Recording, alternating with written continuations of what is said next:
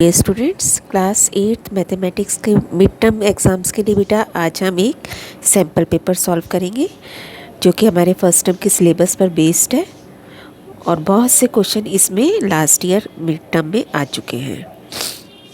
First question है, निम्नलिखित में से कौन सी पूर्ण वर्ग संख्या नहीं है which is not a perfect square.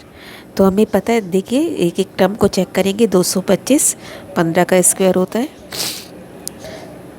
सी 25 का स्क्वायर होता है एंड डी 35 का स्क्वायर होता है। इसमें से कौन सा परफेक्ट स्क्वायर नहीं है? 425। आप अभाज्य गुणनखंड करके भी चेक कर सकते हैं अगर आपको यहाँ पे याद नहीं है।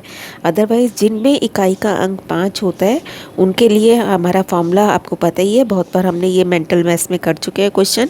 दहाई के अंक को इसके 1 से ज़्यादा से गुणा कर दोगे, 1 को 2 से गुणा करोगे, कॉर्नर पे हमेशा 25 आता है और 1 को 2 से गुणा करके 225 बन जाएगा।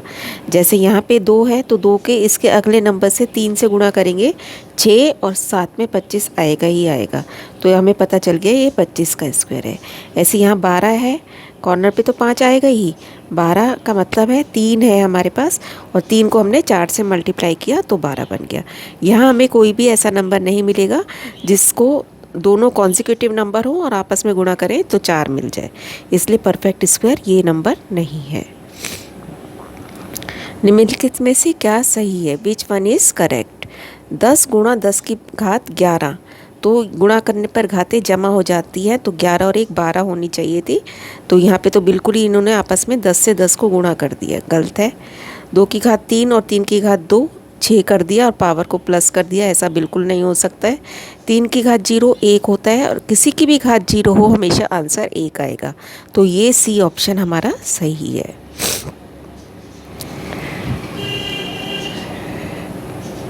नेक्स्ट देखिए, 4 समकोण वाले सभी चतुर्भुजों के नाम लिखिए।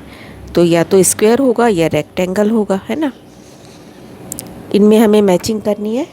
तो सबसे ऊपर हमें वर्ग दिखाई दे रहा है, वर्ग से मिला दिया। फिर आमने सामने की भुजाएं समांतर भी हैं और बराबर भी हैं, तो ये एक समांतर चतुर्भुज है।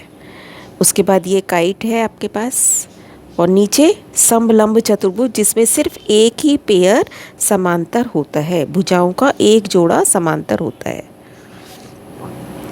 आयुष की आयु x वर्ष है, आयुष और उसके पिता की आयु उसकी आयु के दुगने से 7 वर्ष है।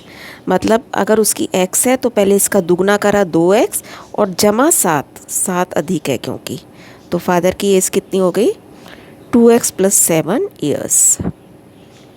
नेक्स्ट इसे सॉल्व करना है 0.25, तो दिस इज़ वेरी इजी, 0.5 का वर्ग है ये। 2 की पावर 10 किसके इक्वल है?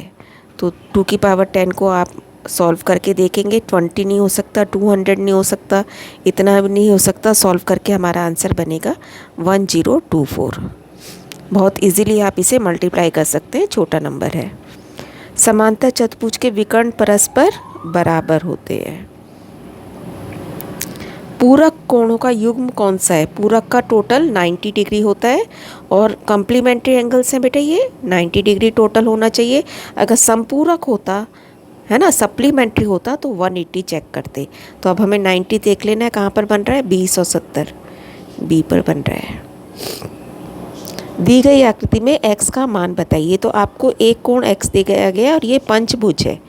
पंचभुज कोई भी आपके पास बहुभुज हो, हमेशा उसमें जितने त्रिभुज बन रहे हैं उनको 180 से मल्टीप्लाई करके हम कोणों का योग पता कर लेते हैं। अब इसमें कितने त्रिभुज बनेंगे? किसी भी एक पॉइंट से त्रिभुज बनाना शुरू करेंगे। देखो इसके एक पॉइंट से मैंने लाइन मिलाया, यहाँ पे त्रिभुज बन गया और यहीं से यहाँ पे भी मिलाया। किसी और पॉइंट से नहीं, सभी जगह पॉइंट से नहीं मिलाने, किसी एक ही पॉइंट से आप देखोगे कितने त्रिभुज बन रहे हैं। तो हमारे कितने बन गए? 1 2 3 त्रिभुज बन गए। इसका मतलब इसके तीनों कोणों, इस तीनों त्रिभुजों का कोण का योग कितना होगा? 180 180 180, यानी कि 3 गुणा 180। और सारे कोण उसने x बोले हैं, तो कितने x हो जाएंगे आपके पास? 1 2 3 4 5x। 5x बराबर 3 गुणा 180। अब सॉल्व कर लेंगे इसे। x बराबर 540/5 बराबर 108 डिग्री। नेक्स्ट क्वेश्चन है, एक समबाहु बहुभुज के अंतः कोण का माप ज्ञात कीजिए जिसकी 9 भुजाएं हैं।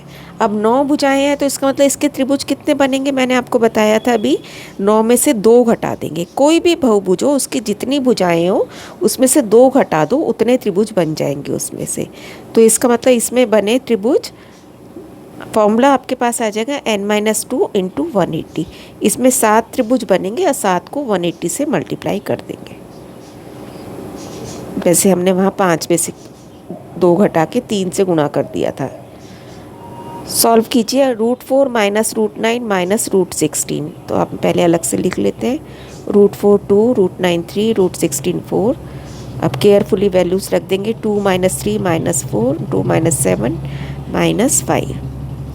5625 का वर्गमूल ज्ञात कीजिए। अभाज्य गुणनखंड कर लेंगे आप, बहुत बार हमने ये क्वेश्चन करे हुए हैं, ध्यान से कैलकुलेशन करनी है। अब 2 के जोड़े बन जाते हैं, तो 1 5, 1 5 और 1 3 आपका आंसर बन जाएगा।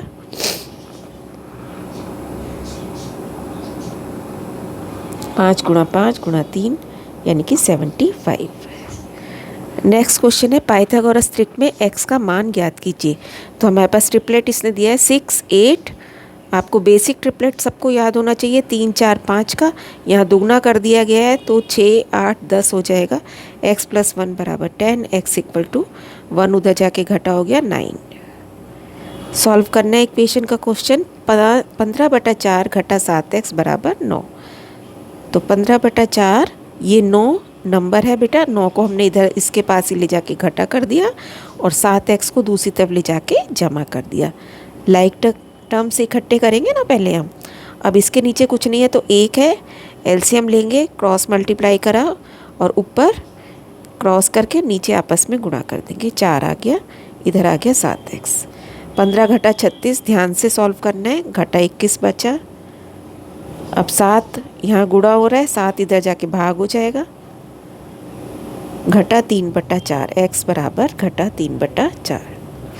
नेक्स्ट क्वेश्चन फिर से इक्वेशन है, पहले ब्रैकेट खोलेंगे, 3m घटा 9 10m जमा 5। 5 को इससे भी गुणा करना है, इससे भी गुणा करना है, ऐसे 3 को m से भी और घटा 3 से भी। अब m वाली टर्म्स एक तरफ कर लेंगे, 3m घटा 10m, इसके आगे जमा का निशान है, कोई नहीं है तो ये इधर जाके घटा हो गया और घटा 9 को इधर लेके आएंगे, जमा हो जाएगा। यहाँ पे 3 में से घटा 10 कर रहे हो आप, घटा 7 बचेगा, ध्यान से करना है बेटा सारा काम। यहाँ 14। अब m को हमने यहीं रखना है, घटा 7 और ये m क्या हो रहे हैं, गुणा हो रहे हैं, इसलिए घटा 7 इधर जाके भाग हो गया, m बराबर घटा 2। नेक्स्ट क्वेश्चन है, वह सबसे छोटी वर्ग संख्या बताइए जो प्रत्येक 8 15 और 20 से पूरी भाग हो जाए, divisible by 8 15 and 20 smallest square number. तो ऐसे क्वेश्चन में बेटा हम सबसे पहले एलसीएम लेंगे।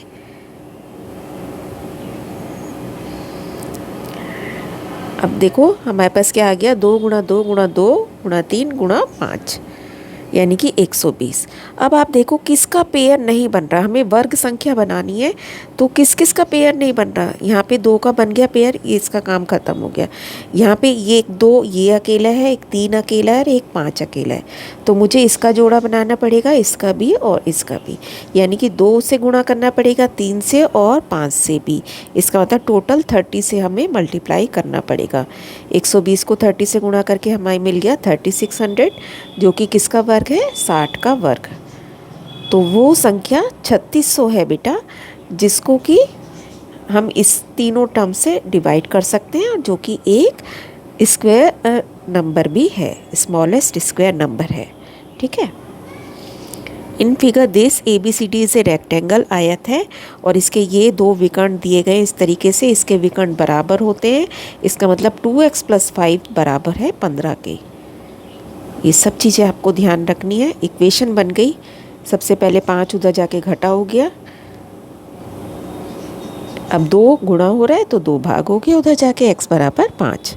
x की वैल्यू हमें बतानी थी, ये हमारा आंसर बन गया 5। एक संख्या दूसरी संख्या से दुगनी है, तो पहली संख्या हमने मान ली x, तो दूसरी इसकी दुगनी है यानी कि 2x है, 2 से गुणा कर दिया। उनका योग 15 है, इनको जमा करोगे तो आपको क्या मिलेगा, 15। अब 2x जमा 3, 1x 3x हो गए, x बराबर 15/3 यानी कि 5। पहली संख्या 5 है, छोटी संख्या 5 हो गई और दूसरी संख्या 10।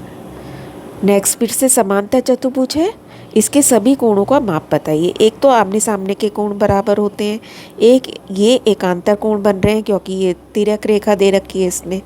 तो सबसे पहले हम लिख देते हैं आमने सामने के कोण बराबर हैं, तो y 112, और जो आमने सामने के अलावा जो आसन कोण होते हैं साथ साथ वाले एडजेसेंट एंगल्स वो 180 के होते हैं।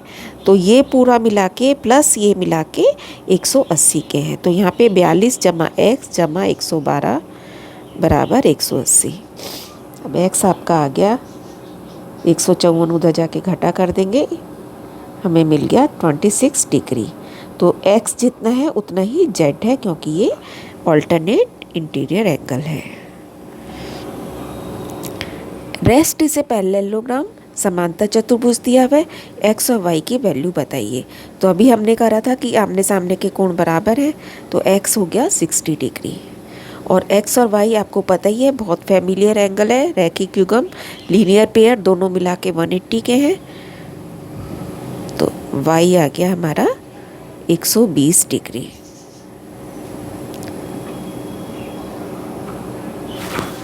Next question, solve the equation x/5 is equal to 1/2।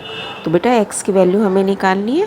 पहले आप चाहें तो तिरछी गुणा कर सकते हैं, और नहीं तो सीधा हम 5 डिवीज़न में 5 इधर चला जाएगा, 5/2 आ जाएगा आपका आंसर। एक संख्या के 8 गुने में, तो पहले तो हमें संख्या माननी पड़ेगी x, अब उसका 8 गुना करना है यानी कि 8x। धीरे धीरे पढ़ते जाएंगे और लिखते जाएंगे। अब इसमें 4 जोड़ दीजिए, जमा 4, तो आपको क्या मिलता है 60 इक्वल टू 60 कर देंगे बस। अब हमें इक्वेशन सॉल्व करनी है, जमा 4 इधर जाके घटा कर देंगे। सबसे पहले फालतू प्लस माइनस जो भी हो रहा होता है वो हटाते हैं, फिर अब ये गुणा हो रहा है 8, अब ये भाग में चला जाएगा। तो 56/8 बराबर 7 आंसर हो गया आपका। Solve 2b/3 - 5 equal to 3। तो सबसे पहले 5 को इधर ले जाएंगे, जमा कर देंगे। अब b को इधर रहने देना है हमें, 3 भाग हो रहा है, 3 इधर जाके गुणा कर दो। पहले पेशेंस से काम करना है बेटा। अब 2 गुणा में हो रहा था तो अब हमने इसे भाग कर दिया। हमें खाली वेरिएबल की वैल्यू चाहिए है ना, चर जो भी है। नेक्स्ट क्वेश्चन फिर से सॉल्व करना है हमें इक्वेशन का। तो यहाँ पे आपको 3 नंबर नीचे दिख रहे हैं, 2, 3 और 6। तो इसका एलसीएम लेते हैं नीचे वालों का। 2, 3, 6 का एलसीएम क्या आएगा 6 आएगा, क्योंकि ये इन दोनों का मल्टीपल है ना। तो जो मल्टीपल होता है वही आपका एलसीएम में होता है। अब नीचे वाले से भाग करोगे, 6 को 2 से भाग किया 3 आया, 3 से ऊपर गुणा कर दिया 3x, जमा अब 3 से भाग किया 2 आया, 2 से गुणा कर दिया 2x। अब 6 को 6 से भाग किया 1 आएगा, 1 को x से गुणा किया x ही रह गया।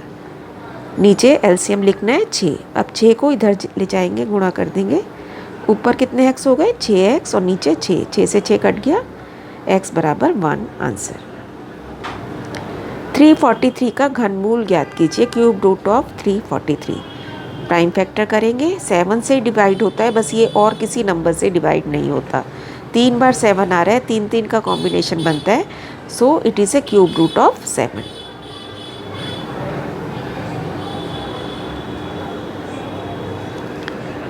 वह छोटी से छोटी संख्या बताइए जिससे 243 को गुणा करने पर एक पूर्ण घन संख्या बन जाए। प्राइम फैक्टर करेंगे आप, 3 से भाग हो सकता है। अब 3 3 का कॉम्बिनेशन बनाना है, तो ये तो बन गया, लेकिन यहाँ पर सिर्फ 2 ही बार 3 आ रहा है, हमें 1 3 से और गुणा करना पड़ेगा। तो वही हमारा आंसर बन गया कि वह छोटी से छोटी संख्या 3 है जिससे 243 को गुणा करने पर एक पूर्ण घन संख्या बन जाएगा। दैट्स ऑल बेटा, keep on learning, stay blessed.